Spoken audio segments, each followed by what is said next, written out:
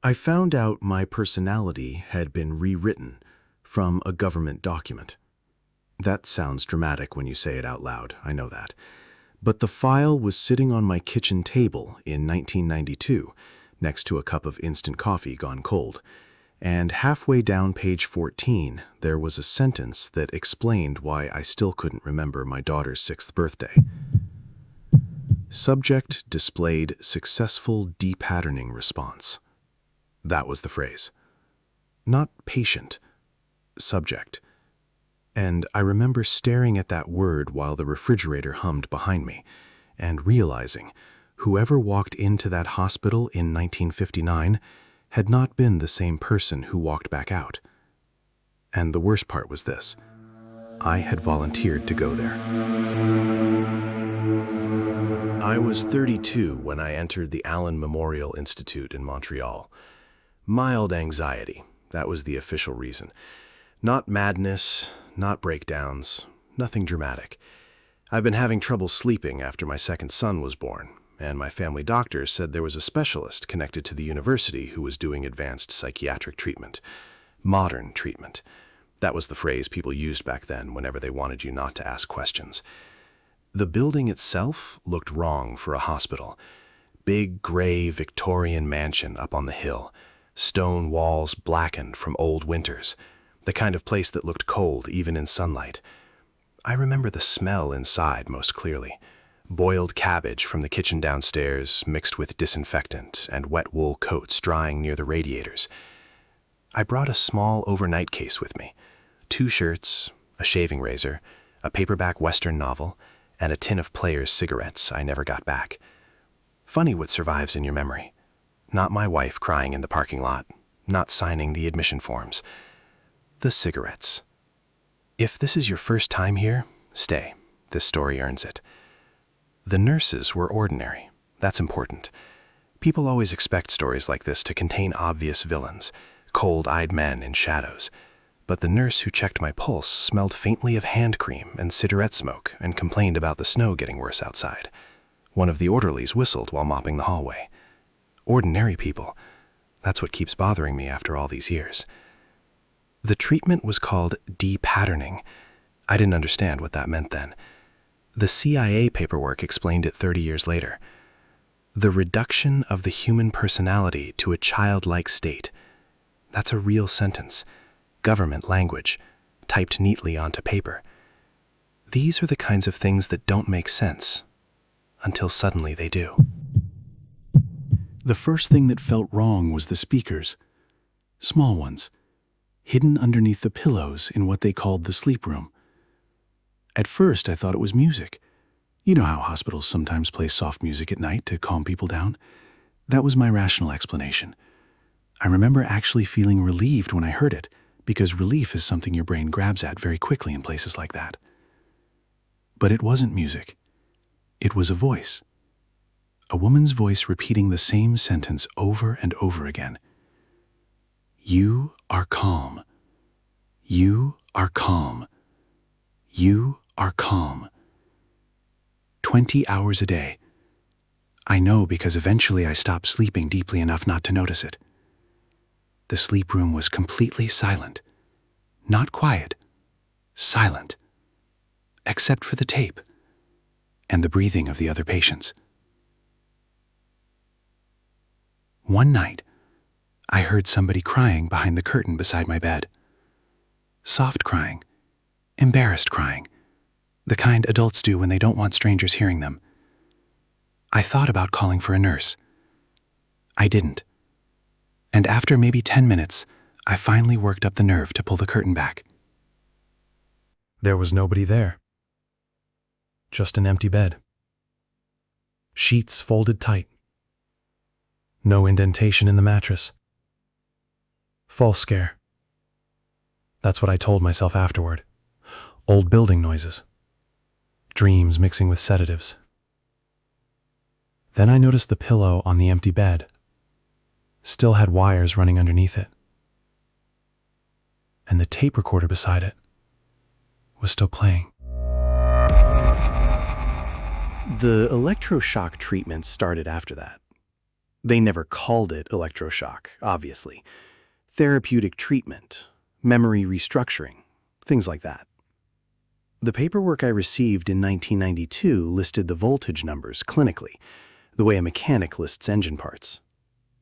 30 times the medically recommended dosage. Repeated daily. There's something people misunderstand about memory loss. It's not like in films. You don't suddenly wake up blank.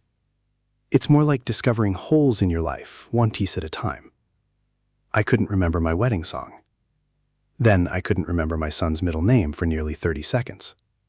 Then one morning my wife made bacon before work, and the smell hit me so hard my hands stopped working properly. Because suddenly, I was back in the hospital again.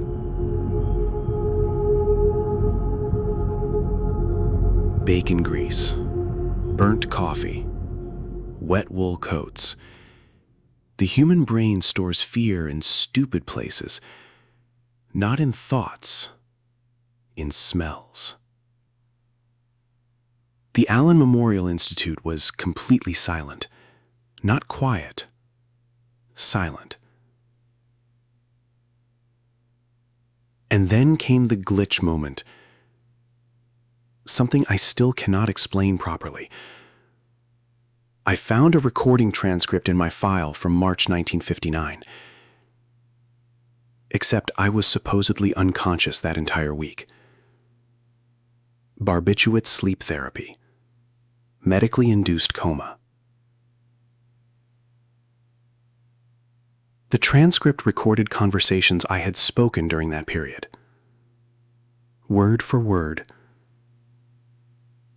Including one sentence I have no memory of saying. Please don't let them finish making me. I sat at my kitchen table reading that line 3 times. Because the thing about it that bothers me most is this. That sounds like me. And if you're still listening at this point, ask yourself honestly, how much of your personality is actually yours?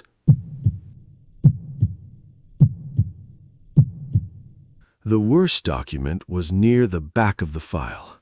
Single page, mostly blacked out. CIA header at the top. And underneath that, a checklist. Not medical outcomes, personality outcomes. Attachment to family reduced. Religious certainty reduced. Resistance to authority reduced. I remember my mouth going dry, because those weren't side effects, those were objectives. The kitchen was completely silent, not quiet, silent. The refrigerator had stopped humming, the clock had stopped ticking. Or maybe I just noticed the silence all at once. I know how this sounds. I know exactly how this sounds. But there are moments in your life when a single piece of paper changes the meaning of every memory you have. And suddenly, your favorite food isn't your favorite food anymore, because maybe somebody suggested it to you while you were drugged unconscious. Maybe your fear of thunderstorms, maybe your habit of checking locks twice, maybe the reason you hate hearing recorded voices at night. Maybe none of it belonged to you originally, and you, specifically you, would still call that person yourself, because what else could you possibly call them?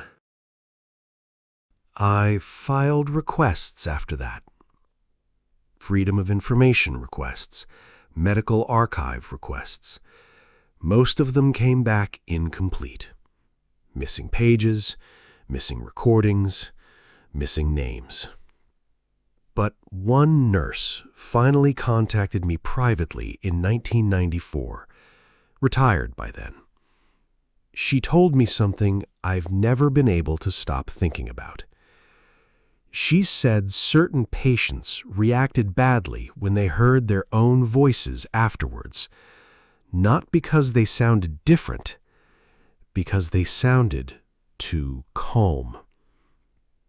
If you're still here, you already understand why this story bothered me. Subscribe if you want the next file. I still keep my MKUltra file in the kitchen drawer beside the cutlery. I don't know why. Maybe because part of me still thinks if I read it enough times, I'll eventually recognize the person they were describing. But there's one sentence in the file I've never shown anyone else. One sentence blacked out almost completely, except for 6 surviving words near the bottom of the page. Original personality no longer recoverable. And sometimes, late at night, I catch myself wondering whether the reason that sentence frightened me so much is because some part of me remembered it already.